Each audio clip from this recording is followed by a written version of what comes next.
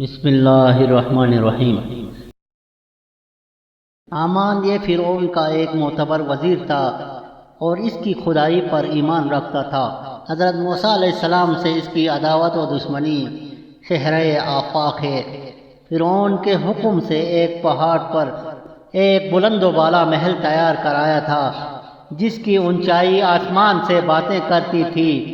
کہا جاتا ہے کہ اس محل کی تعمیر میں مزدوروں کے علاوہ 50,000 معماروں نے حصہ لیا، اور کئی سال میں جب وہ بن کر تیار ہوا تو فرعون اس کی چھت پر گیا تاکہ وہ حضرت موسیٰ علیہ السلام کے خدا کو دیکھ سکیں۔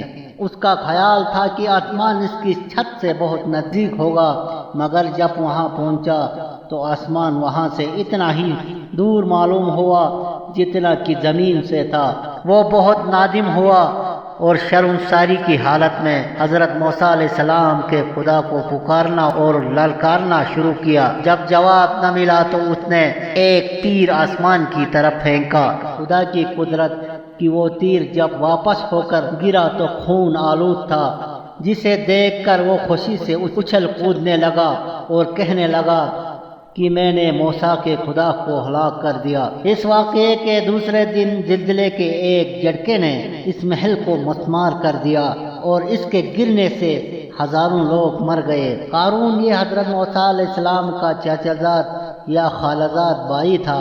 علم کیمیا سے واقف تھا، اس لیے اس نے اتنی دولت جمع کر لی تھی کہ اس کے خزانوں کی کنجیاں گھوڑوں اور کھچروں پر بار کی جاتی تھیں۔ یہ ہیرے جواہرات سے مرصع ترک و شوق رنگ کے لباس پہنتا تھا، سفید گھوڑے پر سواری کرتا تھا، اور جب اپنے قصر سے نکلتا تھا تو 4,000 سوار اس کے عقب میں، 300 غلام داہنی طرف، اور زیورات پرتکلف لباس سے آراستہ 300 خوبصورت کنیزیں بائیں طرف چلتی تھیں۔ یہ انتہائی مغرور اور بخیل تھا۔ اس کی تباہی و بربادی کی وجہ یہ بیان کی جاتی ہے۔ قبطیوں کی تباہی و بربادی کے بعد حضرت موسیٰ علیہ السلام نے حکومت جناب ہارون علیہ السلام کے سپرد کر دی تھی۔ جب کوئی قربانی کرتا تو اس کا جانور بھی ہارون علیہ السلام ہی کے ہاتھ سے ذبح ہوتا تھا، جسے غیبی آگ آ کر اٹھا لے جاتی تھی۔ اس پر قارون کو حسد پیدا ہوا اور وہ گستاخانہ حضرت موسیٰ علیہ السلام سے کہنے لگا، تم نے سب کچھ ہارون کو دے دیا۔ آپ نے فرمایا، جیسا خدا کا حکم تھا ویسا میں نے کیا۔ اس وقت سے وہ حضرت موسیٰ علیہ السلام کا سخت دشمن ہو گیا۔ آپ علیہ السلام نے اس سے توبہ کرنے کو کہا تو اس نے آپ کا مذاق اڑایا۔ جب زکوٰۃ کا حکم ہوا تو اس نے کہا، میں نہیں دوں گا، حتیٰ کہ 1 دینار دینے پر راضی نہ ہوا اور کہا کہ موسیٰ ہمیں فقیر بنانا چاہتا ہے۔ ایک دن ایک بدکار عورت کو اشرفیوں کی 2 تھیلیاں دے کر اس نے اس سے کہا، مجموعے عام میں موسیٰ پر تہمت لگائیں۔ چنانچہ دوسرے دن جب واد میں حضرت موسیٰ علیہ السلام زنا کی مذمت کرتے تھے تو اس نے کہا کہ آپ کو بھی لوگ ایسا ہی جانتے ہیں۔